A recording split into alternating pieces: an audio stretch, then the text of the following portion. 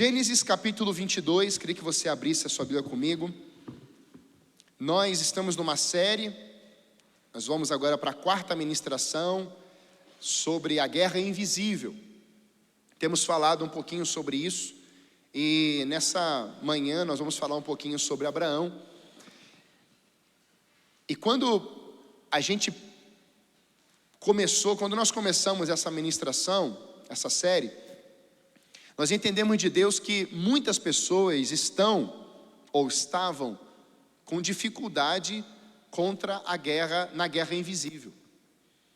Pessoas estão vendo coisas acontecendo, mas não estão lidando do jeito certo. Carregam armas, mas usam armas erradas.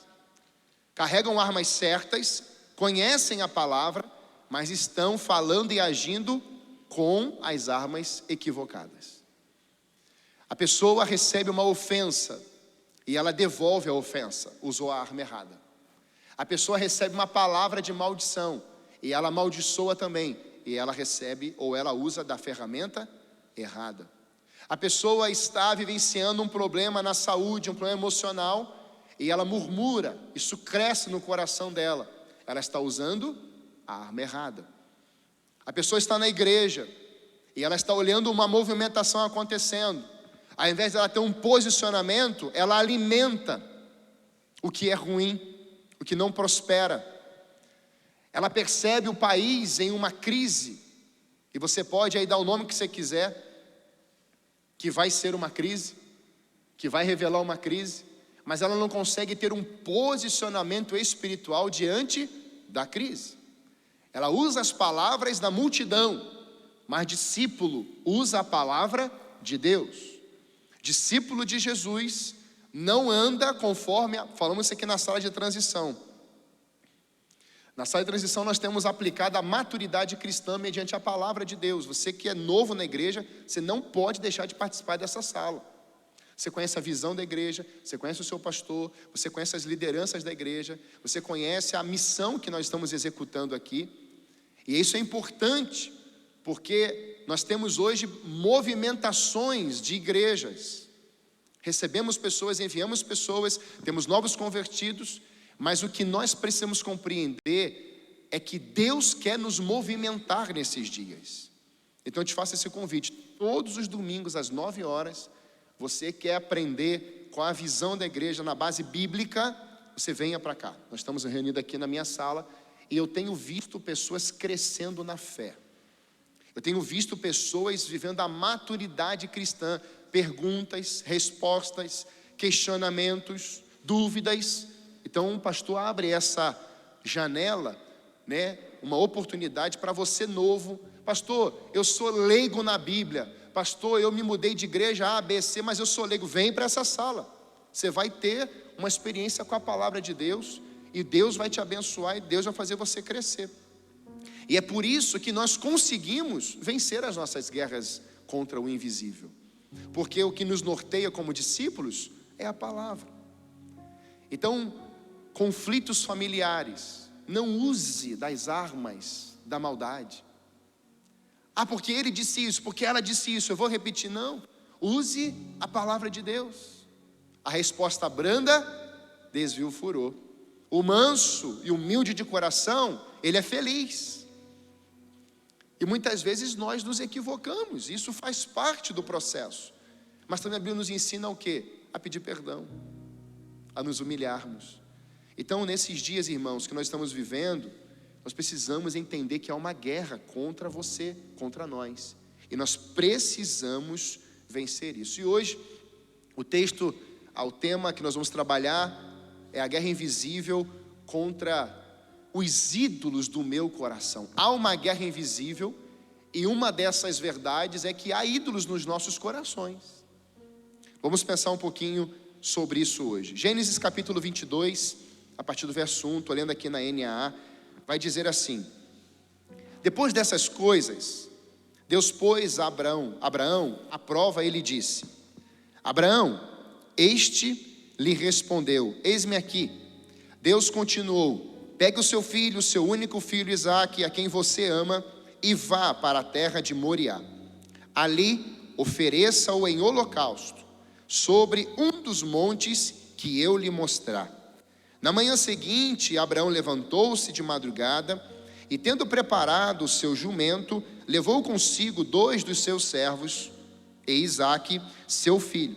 Rachou lenha para o holocausto, e foi para o lugar que Deus lhe havia indicado. Repita assim comigo: e foi para o lugar que Deus lhe havia indicado.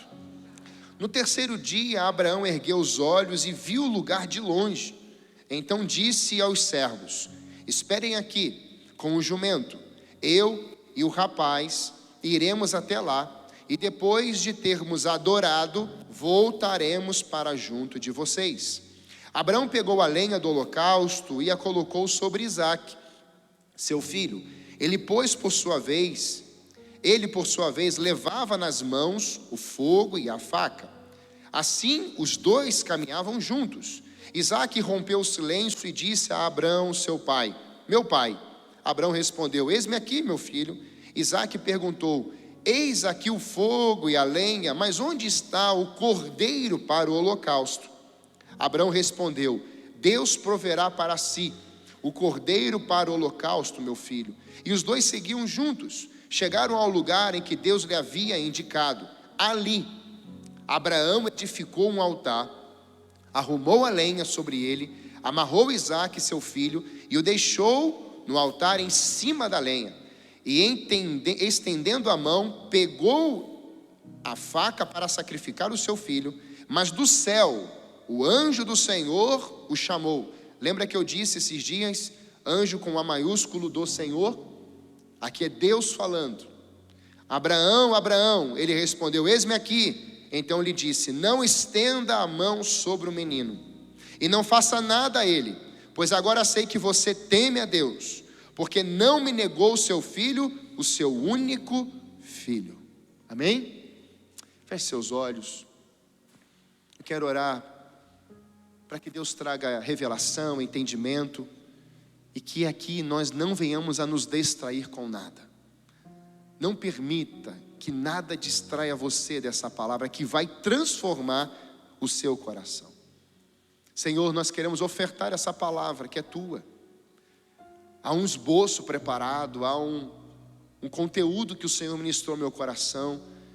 E Pai, em nome de Jesus, não deixe que essa semente, que a tua palavra, seja roubada dos corações agora. Toda distração, todo incômodo, toda movimentação, Senhor Deus, nós queremos declarar agora esse ambiente, as nossas vidas governadas pelo Senhor. E que essa palavra viva, poderosa e eficaz venha penetrar nos corações, ao ponto de fazer divisão entre alma e espírito. Fica conosco, nos guie nisso, em nome de Jesus, amém. Você tem ídolos no seu coração? Será que eu, pastor João, pai da Eduardo e da Laura, casado com a Débora, será que eu tenho ídolos no meu coração? Me fiz essa pergunta essa semana. Carregamos ídolos em nossos corações, na história, no dia a dia.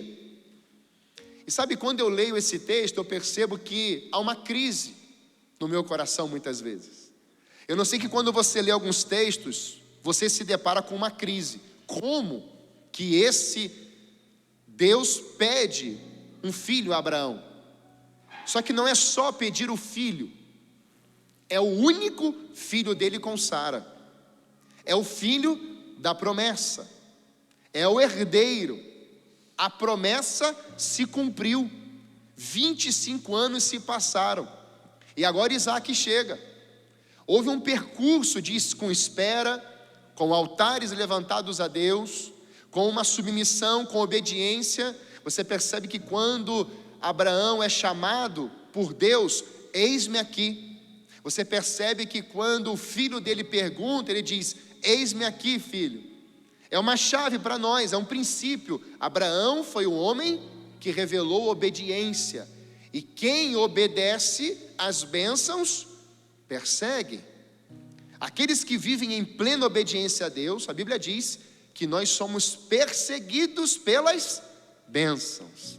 Abraão era um homem, foi um homem perseguido pelas bênçãos, porque ele viveu os princípios, ele não abandonou os princípios do Senhor. É um texto que nos revela, diante dessa, para alguns podem parecer simples, mas se Deus descesse hoje e falasse assim, eu quero o seu filho, como é que a gente reagiria? Ele não vai fazer isso, porque ele já deu o dele por nós. Mas se nós estivéssemos em uma tenda, ou estivéssemos numa casa com a nossa esposa e segurando o filhote ali, você fala assim, que milagre, obrigado que o Senhor me deu, Ele está crescendo nos teus caminhos, Ele está vivenciando algo tremendo contigo, obrigado porque a minha esposa era estéril, mas agora ela pôde ter esse milagre do Senhor, glórias te damos. Aí o anjo fala, Deus fala assim, Abraão, sim Senhor, eis-me aqui, me dá teu filho. Da gratidão, da exaltação, de repente a voz é de pedir. Normalmente a terra pede para Deus. A Bíblia diz, façam ao Senhor suas súplicas, suas petições, sejam conhecidas diante de Deus. Mas Deus pedir algo a nós é interessante. Sempre pedimos, mas Deus nos pedir é diferente. Porque Deus é um Deus que não pede, Deus é um Deus que procura. Ele procura os seus intercessores, Ele procura os seus adoradores, Ele procura os seus filhos. E é diante dessa verdade que a gente começa a perceber que na cabeça desse homem as coisas começam a mexer. Como assim? Porque eu me coloco nesse lugar. E a expressão, irmãos, do primeiro verso é depois dessas coisas. É interessante porque se você voltar algumas folhas na Bíblia, você vai ver que lá no capítulo 15 acontece a mesma coisa. Você vai ver a expressão depois dessas coisas, o Senhor falou a Abrão por meio de uma visão. Bem, no capítulo 15 é Abrão, no capítulo 22 é Abraão. No percurso do capítulo 12, que é o chamado de Abraão, no capítulo 15, Deus faz uma aliança com ele e declara a palavra, dizendo que se não se cumprir com você, em você, a minha promessa, que eu morra. Deus chama Abraão para fazer ali, pega os animais para fazer ali um momento de sacrifício, e Deus manda um fogo que passa entre os animais. Era uma aliança que Deus estava fazendo com Abraão, e a mensagem é, que aconteça comigo, ou seja, que esse fogo passe por mim e me destrua, se eu não mantiver a minha palavra. E a pergunta é, Deus mente? Deus se engana? Olha o que Deus faz com Abraão, quando ele faz uma aliança com ele. Deus não quebra a sua aliança. Então desde o capítulo 12, quando ele tem que sair da sua parentela, no capítulo 15 uma aliança, e lá no início depois dessas coisas, novamente, ou seja, todo o percurso da saída lá de Ur dos Caldeus, você vê Abraão vivenciando coisas tremendas com Deus, não tem roteiro, a família vai junto, tem Ló, tem as suas dificuldades, a promessa tinha sido feita, mas ainda Sara não era mãe, e agora no capítulo 15 Deus chama, porque Abraão está resmungando, está questionando, está dentro de uma tenda, e Deus fala assim, Abraão vem cá, sai aqui para fora, olha para o céu, não tenha medo, eu sou contigo, eu sou o escudo. É como Deus estivesse dizendo assim, olha Abraão, lembra que eu te chamei lá em Gênesis 12? Eu sou com você aqui, eu sou aquele que te chamou, eu sou aquele que é o teu escudo, a tua proteção, não tenha medo, vai se cumprir, tanto que vai que eu vou fazer uma aliança com você agora. Aí no capítulo 22, que passa ali já um outro período da vida dele, nós temos ali Sodoma e Gomorra sendo destruída, nós temos a mulher de Ló morrendo, nós temos a separação de Ló com Abraão. Ló vai para um lado e Abraão vai para o outro lado. Ele fala assim, escolha, que lado você quer? Qual é a terra que você quer? Ló escolhe e Abraão vai para uma outra região, e aonde Abraão chegou, Abraão começou a levantar altares ao Senhor. E o texto vai dizer que Deus abençoou muitíssimo Abraão, ao tal ponto de que aonde ele chegara e da onde ele saíra, aquelas terras eram terras abençoadíssimas. Quando eu olho para isso, irmãos, eu percebo que diante dos questionamentos, nós temos sempre o depois dessas coisas. Quando você fala com Deus, você questiona o Senhor, não é um pecado. Eu aprendi com Deus isso. Não é lutar contra Deus, é lutar com Deus. Tem gente lutando contra Deus porque a resposta não chega. Tem gente lutando contra o Senhor porque as coisas não acontecem. Mas é diferente. Lembra de Jacó? Ele está lutando com o Senhor. Algo acontece no seu físico, mas ele tem um encontro no Val de Jaboque. Sua vida é transformada, seu nome é trocado. Agora que o nome dele era Jacó, agora ele se torna Israel.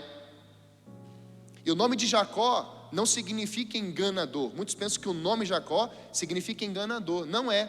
Mas a atitude dele foi de enganador. E agora ele se torna nação. E quando a gente olha na trajetória dessas vidas, ou especificamente na vida de Abraão, a gente percebe que depois que Deus fala, as coisas mudam. Quando Deus direcionava, quando Deus falava, quando o coração de Abraão era tratado, e é por isso que Deus vai também trocar o nome dele nesse percurso, porque o nome de Abrão, pai, agora Deus coloca uma letra, ou o nome dele em Abrão, fica Abraão, pai de multidões.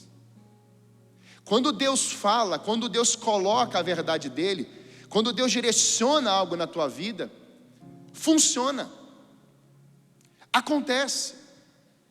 Então Deus é um Deus relacional que coloca em nós as suas promessas, e Ele é fiel para cumprir. Então eu não preciso fazer coisas para Deus na nova aliança, eu me entrego ao Senhor. Há uma diferença entre você fazer coisas e receber, e querer receber algo, e entender que aquilo que você recebeu, daquilo que você entendeu, é o quê? Pode se tornar o quê? Um ídolo. Bem, eu vou pedir isso, e eu vou pagar isso, e eu vou receber, então quando eu receber eu também pagarei isso. O que você está se envolvendo? Um ídolo. Aí você pega aquilo e coloca aquilo para você. Pronto. Deus não trabalha desse jeito. Deus trabalha com princípios. Deus trabalha com a verdade. E é conhecendo a verdade, e a verdade vos libertará. Nós estávamos retornando de uma viagem, aliás, indo. E uma moça falou isso para nós, no balcão. Como é que você está com Jesus? Ela disse, eu estou bem. Eu recebi algo e eu estou pagando a minha promessa que eu recebi. E aí conversando um pouquinho, mas por que você decidiu pagar? Não, porque eu recebi. E nós conversando com ela, ela disse, o assunto entrou e falamos assim, você sabia que Deus nunca te pediu nada? A única coisa que Deus deseja de nós é a entrega do nosso coração. A Bíblia diz que quando você se consagra ao Senhor, que quando você vive os princípios de Deus, você é abençoada. E ela começou a abrir mais os olhos. Irmãos, tem muita gente pagando por coisa que Deus já entregou o Filho dele para você ser abençoado. Paulo fala isso. Ele já te abençoou com todas as bênçãos espirituais em Cristo Jesus. Então quando eu tenho acesso a Cristo, quando eu estou em Cristo, há o sim do Senhor nas suas bênçãos sobre a minha vida. Olha que bênção. Por isso você pode dizer exatamente o que Davi disse, mas dizer também o que João registrou, que ele é o nosso bom pastor, ele cuida de nós, ele nos encoraja, ele nos impulsiona, ele nos abençoa, mas ele também nos abençoou com todas as bênçãos espirituais. Então a única visão que eu preciso ter é estar alinhado a ele. Foi exatamente nesse momento, irmãos, que Deus vê tudo isso acontecendo na vida dele e diz, depois dessas coisas, Deus pede Isaac. Então quando você estiver vivendo um momento, entenda que tem o antes, o durante e o depois. Depois dessas coisas, o que aconteceu do capítulo 15 até o 22? Leia em casa. Você vai ver a trajetória de cidades sendo devastadas por causa do pecado. Mas você vai vendo também Deus cuidando dos seus. Abraão, sai da tenda, vem para cá. Deus manda ali os anjos. Ele conversa, e Abraão servindo a eles. Ou seja, irmãos, o coração de Abraão não estava envolvido no que Deus iria fazer. O coração de Abraão estava envolvido em agradar o coração de Deus. E é lindo quando a gente percebe que o texto vai dizer: pegue o seu filho, o seu único filho Isaque, a quem você ama, e vá à terra de Moriá. Aqui Deus dá o endereço, mas no chamado Deus faz assim: pegue e saia da tua parentela, e vai. É difícil, né?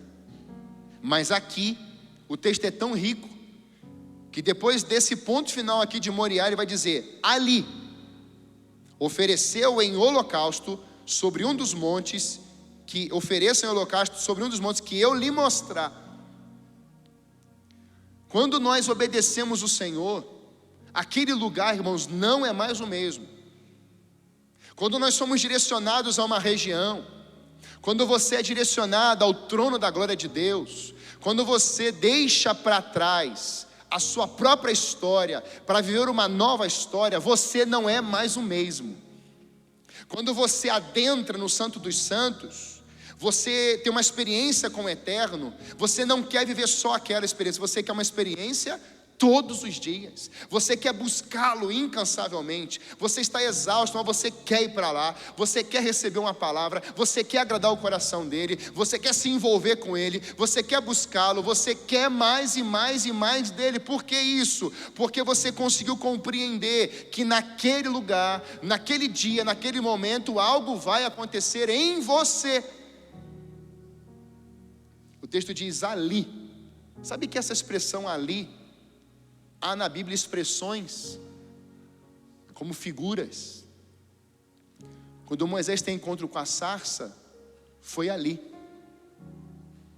Estava lá, um monte de arbusto, mas só aquele queimava.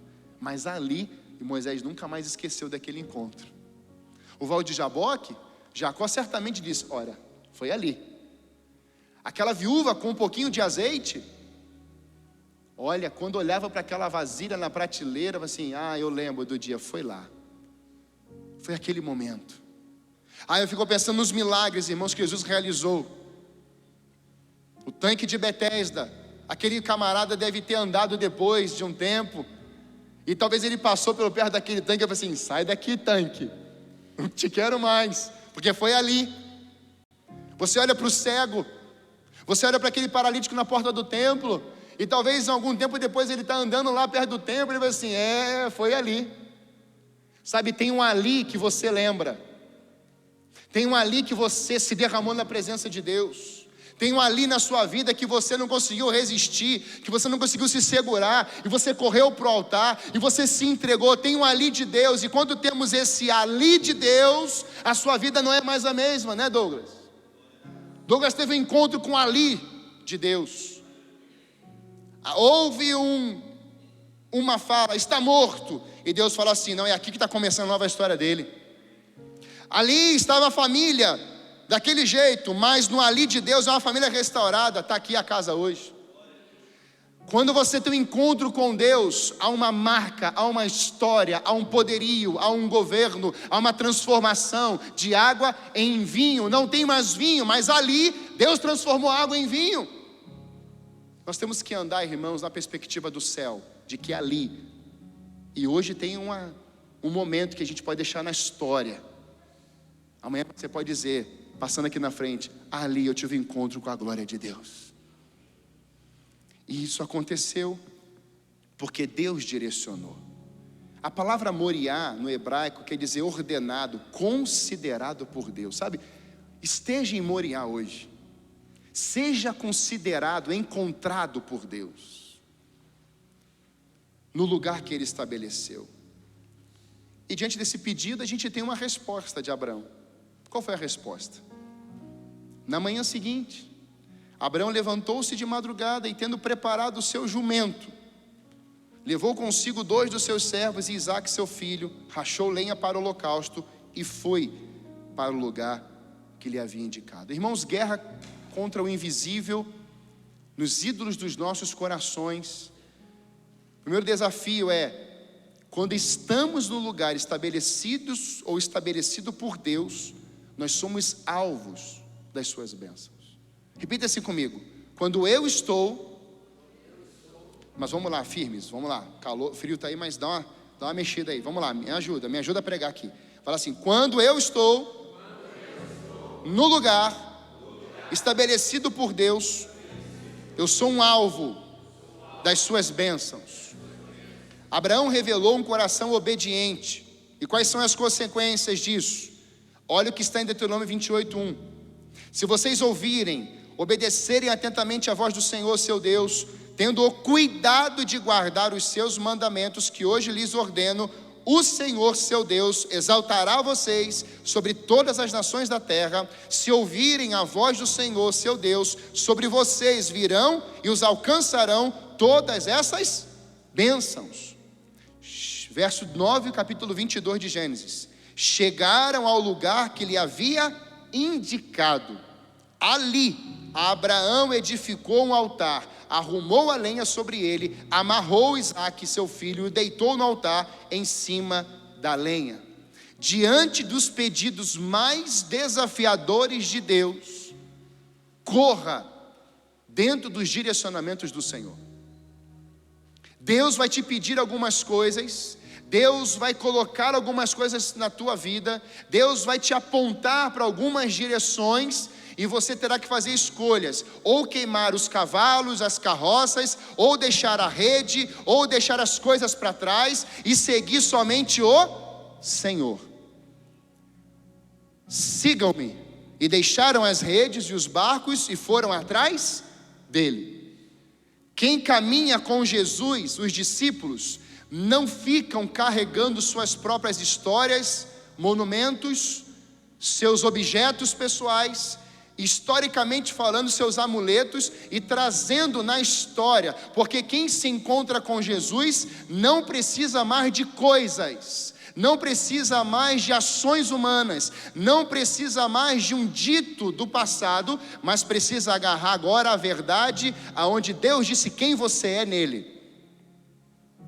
Tem muita gente vivendo o que faz e sendo a própria identidade do que faz. Não, você é o que Deus disse, por isso você faz obras do Senhor. E quem disse sobre a tua identidade é a Bíblia. Você é geração eleita. Então, se alguém disse que você, para ser geração eleita, uma pessoa abençoada, precisa fazer coisas, está equivocado. Porque só de você estar nele e ser santo como ele é santo, já há bênçãos disponíveis, liberadas sobre a tua vida. E eu não estou falando só de bênçãos financeiras, não. Eu estou falando de todas as bênçãos espirituais. Sabe o que significa bênção espiritual, meu irmão?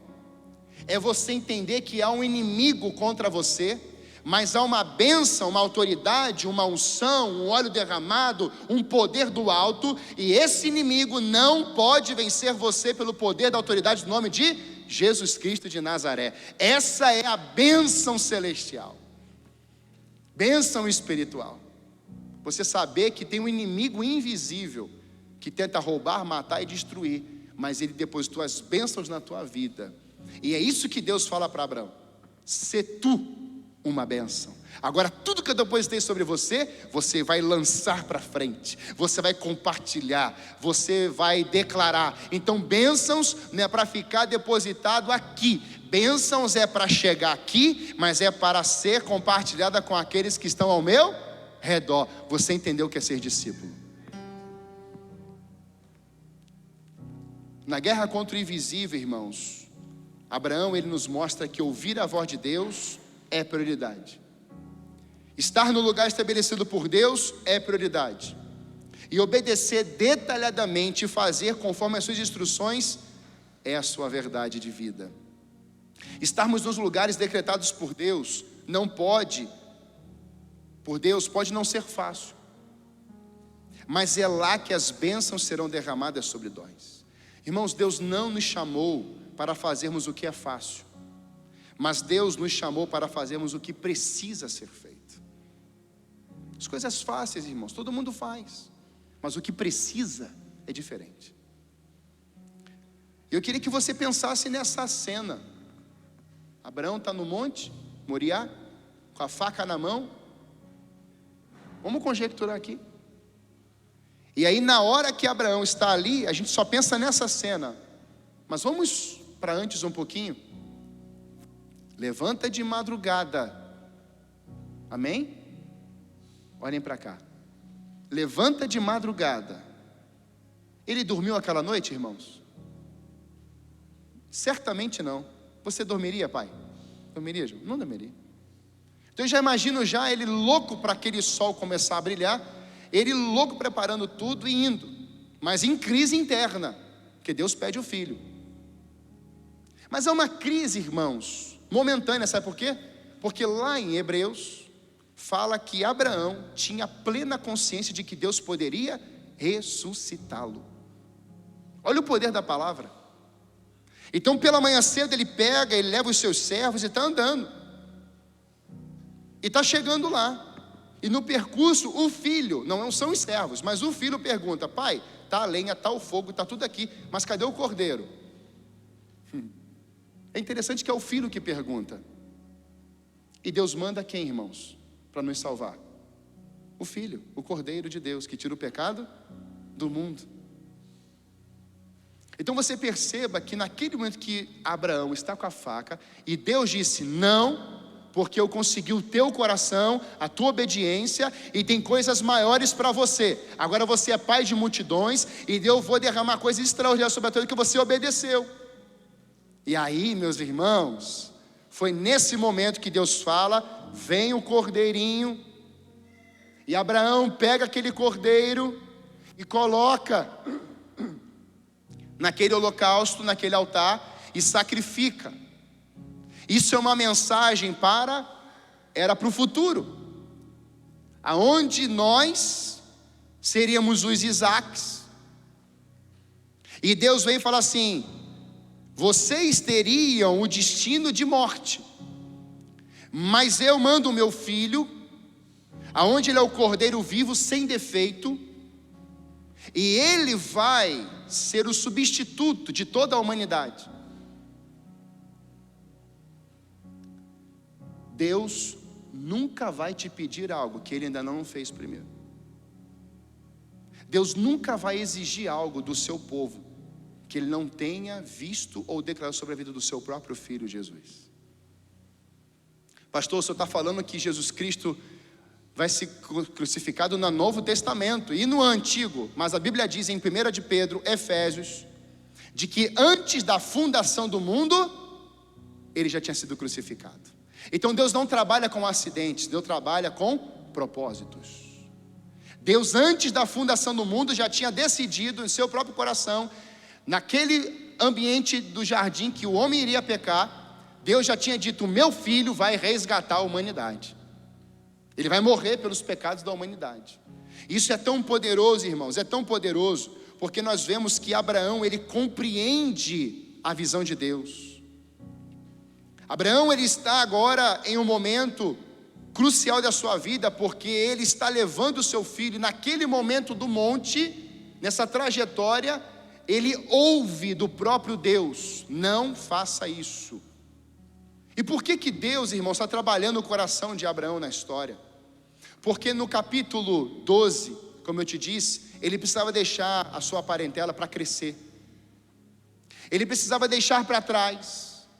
Você vê uma aliança no capítulo 15, mas agora no capítulo 22, Deus está dizendo assim: olha, Abraão, tem tanta coisa maravilhosa, mas se você não me der esse filho, ele pode ser um ídolo seu. Então esteja no lugar que eu estabeleci para você estar. Vai para lá. Irmãos, quando a gente obedece à voz de Deus, nós sabemos que o que Ele declarou, lá do outro lado, a provisão chega. pega seu filho e vai para o monte. A provisão já estava lá, ela não ia chegar, ela já estava. E a Bíblia é rica quando nós estamos em plena obediência a Deus e vamos para os lugares que Deus estabeleceu, que a provisão de Deus está lá. Olha a Bíblia falando, irmãos, o que é que Deus vai falar com Elias? Elias, diga que não vai chover, 3 anos e meio e não chove. O Senhor diz para Elias: saia daqui e vá para o leste, esconda-se no riacho de Querite. Bem, não tem chuva, então onde é que eu vou beber água? Deus manda um riacho para ele. Se você estiver no lugar que Deus estabeleceu, não vai faltar provisão de Deus. Quem recebe isso aqui, irmãos? Amém, irmãos? Glória a Deus. Mas aí o riacho seca. Não tem problema, não tem alimento ali, mas quem foi que mandou ele para lá? É o que provê, porque ele é a provisão. Elias, agora você sai daqui, fica naquele riacho, e Deus manda os corvos com carne. Oh, glória. Amém, irmãos? Se tiver, irmãos, na dependência de Deus, Deus usa até o corvo, urubu, um urubuzinho aí. Não sei como é que pode ter um símbolo desse, né? Misericórdia. Essas coisas aí, né, de urubu. Tá bem a fita, hein? Mas a gente é da águia, amém? Glória a Deus. Amém, a gente é águia. Só quem torce para um time aí sabe o que é isso. Aí ele está lá, os corvos vêm, traz a carninha na boca. Você acha que ele preparou o churrasco? Não. Eu estou no lugar que Deus estabeleceu. Então Deus fala assim: abre a boquinha, filho. E vinha na boca dele a carne. Eu não sei o que é isso, irmão. Isso é tremendo. Porque Elias estava no lugar que Deus estabeleceu. Não tem problema, Elias. O corvo sumiu, a água do riacho secou. Então agora vai para a casa de uma viúva de Serepta. Chega até lá e fala assim: olha, você vai preparar algo para mim. Sim, mas eu só tenho um pouquinho de... Faça para mim. Aquela mulher faz. Deus manda Elias para aquela casa, mas também Deus ordena que a provisão dele chegasse até ele. E a provisão era tocar no coração daquela viúva e ela fazer o bolo para ele. Pare de querer buscar provisão e comece a andar nos lugares estabelecidos por Deus.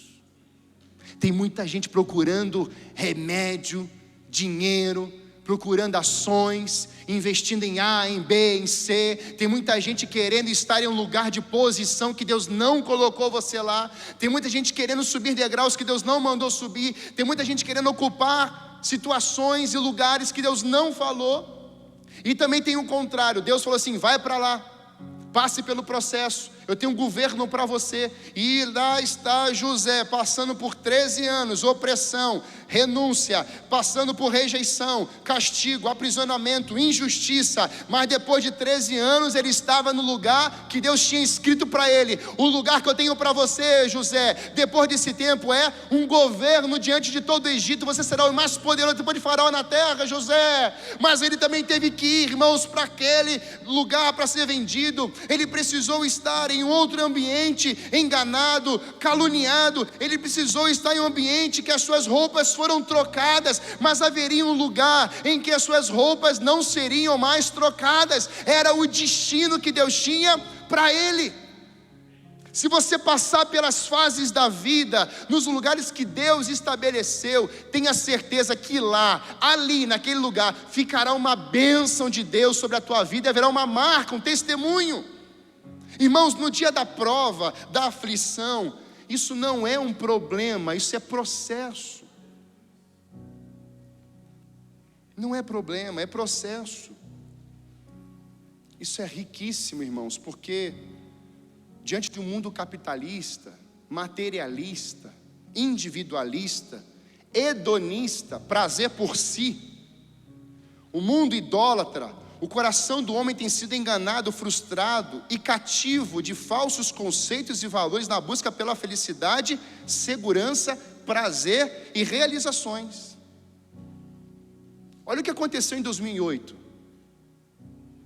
Homens considerados poderosos sucumbiram diante de suas perdas, sendo levados ao suicídio. Ninguém esquece da crise de 2008. Ninguém vai esquecer da crise de 2 anos de Covid. Ninguém vai esquecer. Nessa época, em 2008, o diretor financeiro da Freddie Mac Corporation enforcou-se em seu porão. Diretor financeiro, quebrou a empresa, deixou um monte de gente endividado. Ele se mata. Quem era o ídolo do seu coração? O presidente executivo da Sheldon Good, mercado imobiliário americano, deu um tiro na cabeça no volante de seu Jaguar vermelho. Um administrador francês, investidor de fortuna de famílias ricas da Europa, perdeu 1,4 bilhão de seus clientes, cortou os pulsos e morreu no seu escritório. Um executivo do HSBC se enforcou em sua suíte de 500 libras por noite em Londres. Não podemos esquecer, irmãos, da grave crise financeira vivida por todos na Covid-19. Um vírus que parou o mundo e inúmeras empresas faliram. Mais de 1,4 milhão de empresas fecharam em 2021. Segundo os dados divulgados pelo mapa de empresas do governo federal, apenas no terceiro quadrimestre de 2021, 484.470 empresas foram fechadas. Sabemos que houve mais de 1,2 milhão de negócios abertos durante esse mesmo período. Mas aqueles que perderam seus negócios, muitos desses tiraram sua própria vida, que nós ainda nem sabemos. Foi um remédio que tomou, um acidente de carro, mas muitos tiraram a sua própria vida. Por quê, irmãos? Porque o coração está envolvido com o lugar que ele quis ocupar. Isso é idolatria. Idolatria é espírito de feitiçaria. Por isso, irmãos, quais são as construções que nós vamos deixar para os nossos filhos? Ou quais são as construções que nós queremos hoje fazer? Babel ou Betel? Nimrod mistura com as pessoas, o homem mais poderoso, forte, constrói uma torre para chegar no céu. Deus olha no céu e fala assim: vou descer lá para ver. Deus está zoando, Deus está caçoando. E Deus precisa descer para ver alguma coisa? Os caras querem descobrir o tijolo, argamassa, e já quer construir uma torre para chegar no céu. Olha o tipo de coração. Nós vamos governar tudo, nós vamos subir do jeito que a gente quer. Não. Deus não nos chamou para construirmos Babel. Babel vem o quê? Babilônia. Deus nos chamou para construirmos Betel, casa de Deus. E essa construção vem do Espírito em minha vida. E eu vou sendo aperfeiçoado, eu vou sendo trabalhado, os ídolos são lançados fora. E eu não quero construir, olha isso, irmãos, eu não quero construir tijolos, argamassa para chegar no céu. Eu, como cidadão do reino, quero que o céu desça nesse lugar, porque eu sou um agente de transformação dele. Não há ídolos no meu coração. Eu não preciso subir, é o céu que precisa descer. Esse é o desejo do coração de Deus, é descer sobre nós e em nós e através de nós. Como que o céu desce? Ore. Pai, veja, é a primeira palavra. Não são pedidos, é o Pai Nosso. Pai, santo é o teu nome, venha. Sabe, fala isso nos ambientes que você convive. Pai, venha nesse lugar. Irmãos, eu estava ontem em um ambiente, no supermercado. Não, eu estava na panificadora. E estava lotado na hora do almoço, lotada. Eu estava sozinho, Débora estava no evento com as mulheres. Eu falei assim: Senhor, manda o teu reino nesse lugar. Aí não aconteceu nada. Aí de repente sento uma idosa do meu lado esquerdo. Eu estou no balcão, senta a idosa do meu lado esquerdo. Aí ela fala assim: esse lanche vai demorar. Aí eu olhei assim: eu entendi, Senhor. O meu reino vai se manifestar agora aqui, meu filho. Eu mandei essa mulher sentar aí. Eu falei assim: olha, o lanche pode demorar, mas Jesus sempre chega. Ele sempre chega. Ele nunca se atrasa. E você já imagina o que aconteceu ali. Sabe, irmãos, quando a gente chama pelo reino de Deus, a sua justiça vem. Quando a gente ama essa presença gloriosa, nós estamos deletando espera na fila, estamos deletando meus direitos, mas eu quero os meus deveres. Sabe, quando você clama pelo reino, você não está mais preocupado se você vai ter dinheiro na conta ou não, se você anda de carro, bicicleta ou a pé ou de ônibus. O desejo é, aonde eu estiver, a condição que eu estiver nesse momento faz parte desse processo, então eu quero a presença. Papai andou de bicicleta 13 anos, o ministério de andar nas ruas de bicicleta evangelizando, indo para o hospital. Já me buscou de bicicleta dentro do hospital, passando mal e voltando do hospital de bicicleta. Ia de bicicleta para a escola. A gente jogava bola de gude na favela e a gente não sabia se a gente ia levar elas de volta para casa, a gente não sabia se ia ter pipa, a gente não sabia nada. Foram 8 bicicletas roubadas só na nossa família. Mas eu nunca vi minha família murmurando e reclamando: ah, Senhor, como que o Senhor deixa roubar nossas bicicletas? Ah, Senhor, nós estamos fazendo a tua obra. Ah, Senhor, como é que pode? Roubou a bicicleta, o irmão dava outro no dia seguinte. Não tinha roupa, aparecia lá um batalhão de gente entregando roupa para a gente. Quando nós chegamos aqui em Curitiba, não tinha um casaco de frio. Uma família foi lá na nossa casa, comprou os melhores casacos que eu tenho até hoje, isso já tem 20 anos. E colocou um casaco para mim, para a Lídia, para o meu pai, para minha mãe, para o Júnior e para o Maurício. E ela tocou a campainha e saiu correndo para a gente não vê-la. Deus faz, porque a gente estava no lugar estabelecido por Deus. Então saia de casa hoje, ou amanhã para o trabalho, assim: Senhor, eu vou estar lá, eu tenho que estar naquele trabalho, mas Senhor, esse lugar foi estabelecido pelo Senhor, mas eu vou embora. Irmãos, eu estava uma vez andando na Batel, eu estava voltando de um lugar, no centro, eu falei assim: Espírito Santo, tem algum roteiro para mim hoje, que não seja a casa agora? Isso já estava tarde. E o Espírito Santo falou assim: vai lá na Batel. E fui andando com o carro devagar, parei o carro, desci, tinha uma balada na frente, eu fiquei olhando para ela. Eu falei assim: Espírito Santo, eu estou aqui, o que é para fazer? É para entrar aí dentro? Não, filho, ora aí, abençoe esses jovens. Tempos depois nós fizemos uma caminhada de oração e paramos exatamente naquele lugar, e o Espírito Santo trouxe ao meu coração: lembra que eu parei você aqui? E naquele dia eu subi numa banquetinha e comecei a pregar no meio da fila daquele bar. E eu pude ver jovens, ao invés de entrarem para aquele bar, aquela balada, indo embora.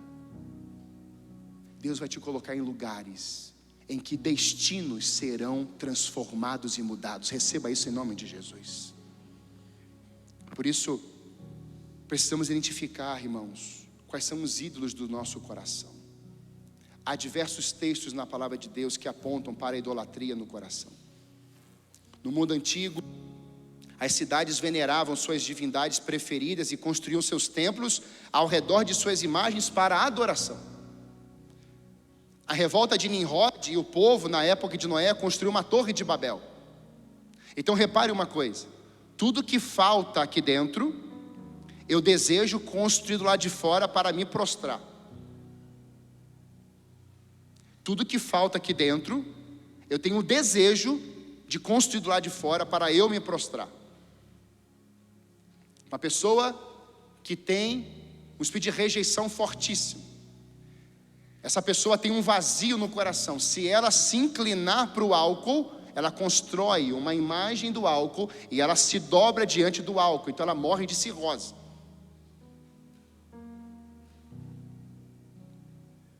Nimrod permitiu que o ódio dominasse seu coração, então ele constrói uma torre, então ele adora aquela torre. Afrodite, deus da guerra, é confusão o tempo todo. Artemis, deusa da fertilidade e da riqueza, o que eles se envolviam?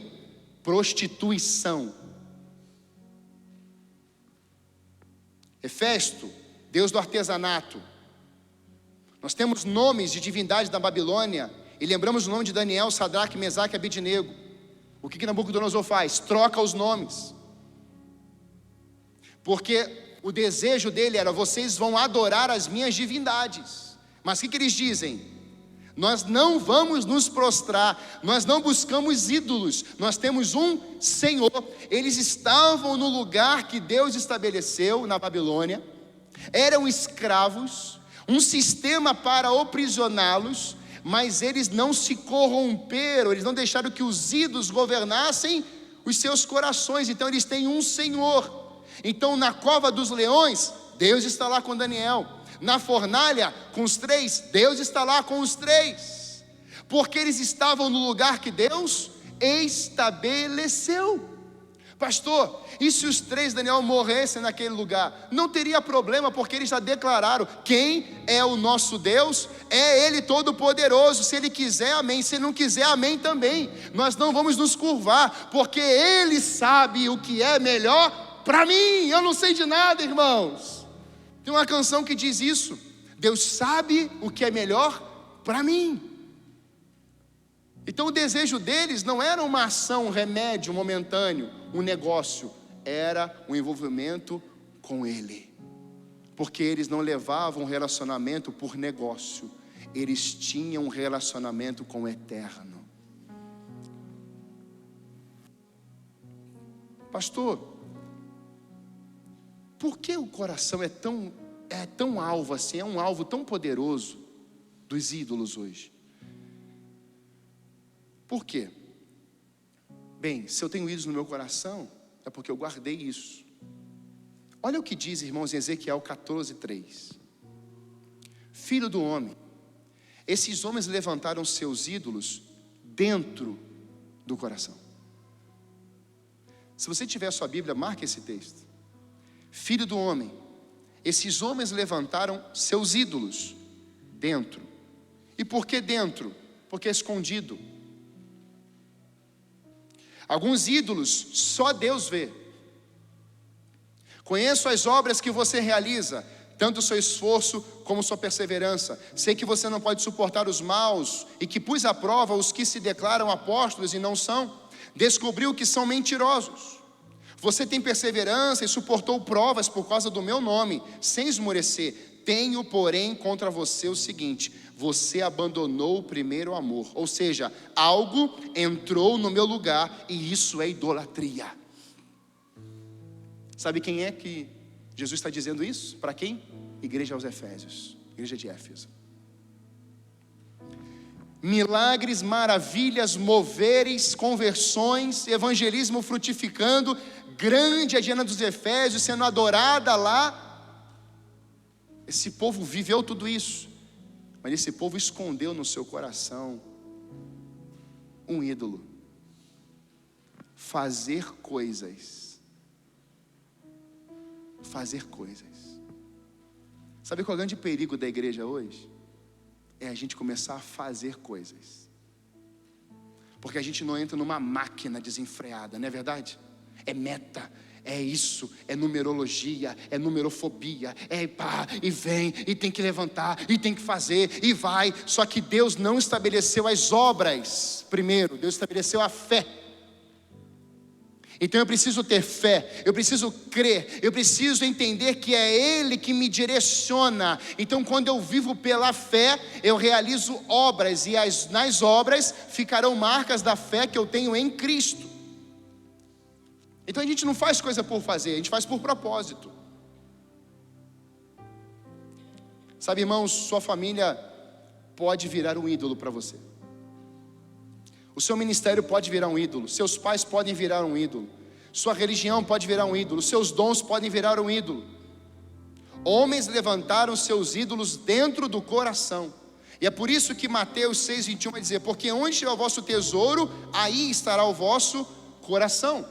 Ninguém pode servir a dois senhores, pois odiará um e amará o outro, ou se dedicará a um e desprezará o outro. Vocês não podem servir a Deus e ao dinheiro. Veja, ele está lidando com senhores. Você não pode ter dois senhores, você pode ter um Senhor. E a minha pergunta é: quanto tempo estamos investindo nesse senhorio de Jesus na nossa vida? Porque o que eu ouço, irmãos, eu trabalho 10 horas, eu trabalho 12 horas, eu trabalho 20 horas, Eu conversava com o Heitor um tempo atrás, ele falando do Japão. Não tem descanso, é uma máquina. É uma máquina. E as pessoas ficam às vezes igual um zumbi. Já reparou que tem gente igual um zumbi perto de você? Pessoas só pensam em dinheiro. Eu estou discipulando algumas pessoas, irmãos, e eu estou tentando ajudar algumas, caminhando, porque o coração é inclinado a ter.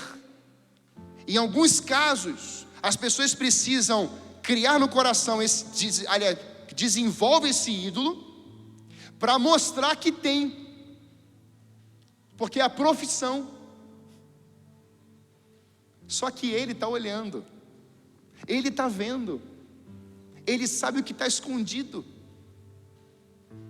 Historinha engraçada, pastor pregando, é verdade, pastor pregando numa igreja, e falando de Jesus e de ídolos e tal, e o pessoal foi à frente, e quando acabou o culto todo, uma irmãzinha foi lá perto dele, falou assim: pastor, o senhor pode ir na minha casa orar lá? Vou, minha irmã, claro. E foi. Irmã antiga na igreja. Chegou na casa, a irmã preparou um cafezinho, está lá. Disse: pastor, eu ouvi sua palavra domingo, eu sou dessa mesmo. Eu não tenho ídolos, mas vem cá rapidinho. E levou o pastor lá no ambiente, aí tinha um armário. Ela falou assim: ó, mas eu só guardo esse aqui, tá? Só esse. Esse aqui não faz mal. Aí o pastor, com muita simplicidade, muita humildade, falou assim: minha irmã, esse é o que está escondido no seu coração. Irmãos, com todo carinho, às vezes nós escondemos vícios. Nós escondemos o álcool, o fumo, nós escondemos a pornografia, nós escondemos tantas coisas que na verdade são lixos que têm matado a gente por dentro. E Deus está mostrando assim: olha, eu quero limpar você, eu quero arrancar esse ídolo, porque isso, você é o que você adora, e eu quero que você me adore. Tudo que controla o nosso coração e a nossa vida fora de Deus se transforma em um ídolo e Senhor. Tudo. Seja controlado e guiado pelo Espírito Santo. Em último lugar, o chamado de Deus envolve em deixar para trás tudo que ameaça o lugar da adoração no coração. O texto vai dizer que Isaac foi ali tirado. Não, eu queria só o seu coração. E no chamado envolve o quê?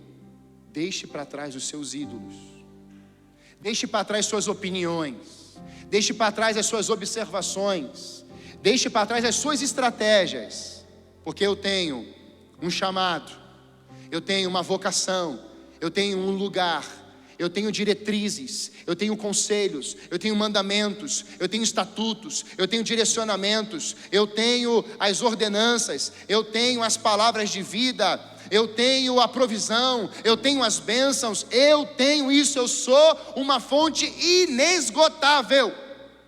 Isso é maravilhoso, porque adorarmos um Deus que é uma fonte inesgotável é entendermos que quando você coloca a cabeça no travesseiro, a cachoeira continua a jorrar sobre a tua cabeça. Quando você está numa guerra, quando você está num tempo de falência, quando você está numa crise, a cachoeira continua derramando sobre a tua cabeça. Você sabe que no dia mau, a cachoeira está sendo derramada sobre a tua vida e o teu coração. Você sabe quando o teu coração está ali em crise, você está em pecado, mas você sabe que as bênçãos estão liberadas sobre a tua vida.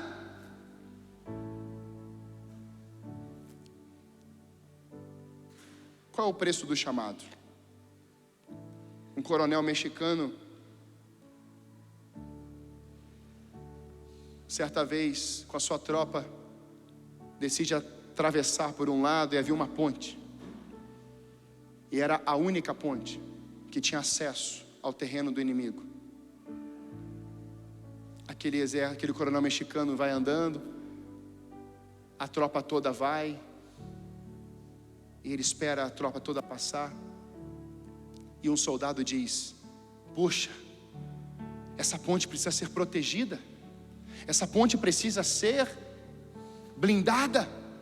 Não podemos permitir que essa ponte seja destruída. De repente, uma explosão no meio da ponte. Eles olham para trás. Nossos inimigos estão atacando. Nossos inimigos estão vindo para cima de nós, destruindo o único acesso que tínhamos para o retorno. O coronel diz: foi eu que destruí. Aquele que põe a mão no arado não olha para trás. Quem recebe um chamado de Jesus não tem tempo para retornar, mas olha para frente, porque a única ponte que andamos sobre se chama cruz. É a ponte que nos liga ao céu. Feche seus olhos, por favor. A mulher de Ló olhou para trás e virou uma estátua de sal. O jovem rico olhou para trás e se agarrou ao dinheiro. Pedro olhou para trás e negou.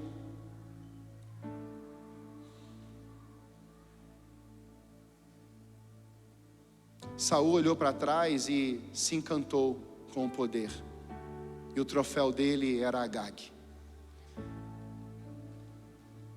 Salomão olhou para trás e ele se envolve com 1000 mulheres, 300 concubinas. Ele termina prostrado diante dos ídolos. Deus não quer que a gente termine mal. Deus quer que a gente termine bem.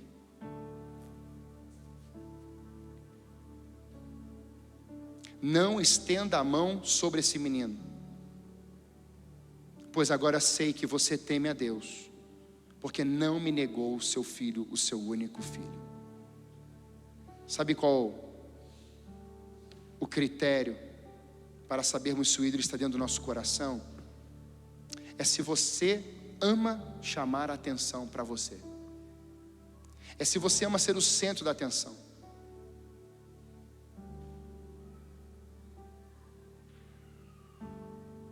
O homem rico tolo, na parábola diz: olha o que eu construí, olha o que eu fiz, olha o que eu produzi com abundância.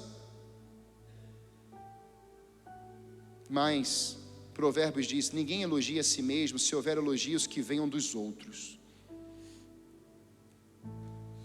Deus não pediu algo a Abraão que ele não tivesse feito antes.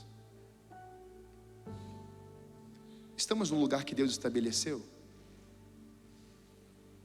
Eu sempre faço essa pergunta para Deus. Será que temos ídolos? Talvez um ídolo seu possa ser a cama. A gente adora talvez mais a cama do que o secreto com Ele. Talvez um ídolo nosso seja o clima. O clima determina o que fazemos. Talvez um ídolo do nosso coração seja dinheiro, ganância, poder, trabalho. Mas o que precisa ficar para trás hoje? Não é você olhar para trás, é o que você vai deixar para trás. Tem uma ponte na sua frente, e é a única ponte, é a cruz. Talvez sejam as redes sociais. Talvez seja os jogos. Eu fui viciado em futebol, mas eu fiz um jejum de 80 dias sem televisão na minha casa. Minha casa nunca mais. Isso já tem mais de 6, 7 anos. Nem canal fechado, nem canal aberto. E as minhas filhas não conheceram a Xuxa na sua infância, nem Faustão. Porque eu falei: vocês não vão se dobrar diante de ídolos. Vocês vão se dobrar diante do Deus Todo-Poderoso. Eu amo futebol, mas o futebol não é mais o meu ídolo. Pregar não é o meu ídolo. Evangelizar não é meu ídolo. Eu não tenho ídolos. Eu não posso ter ídolos, porque o meu coração só tem um Senhor, é Ele. Nessa manhã, faça uma análise da sua vida.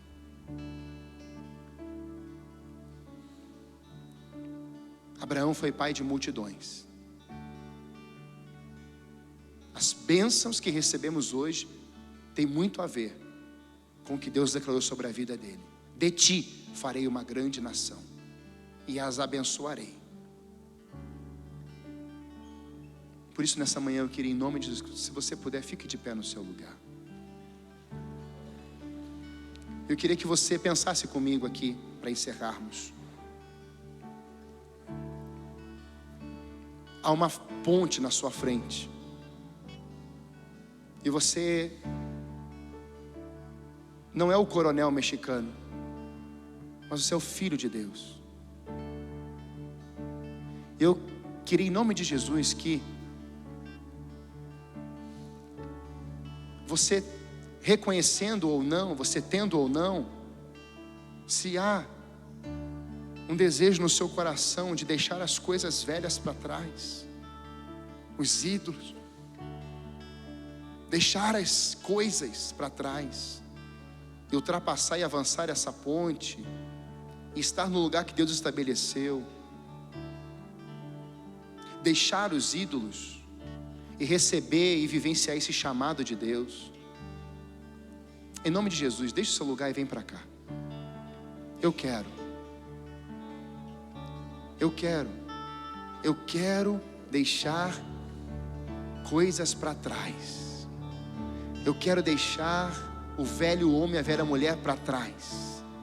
Eu não quero perder para os ídolos dessa terra.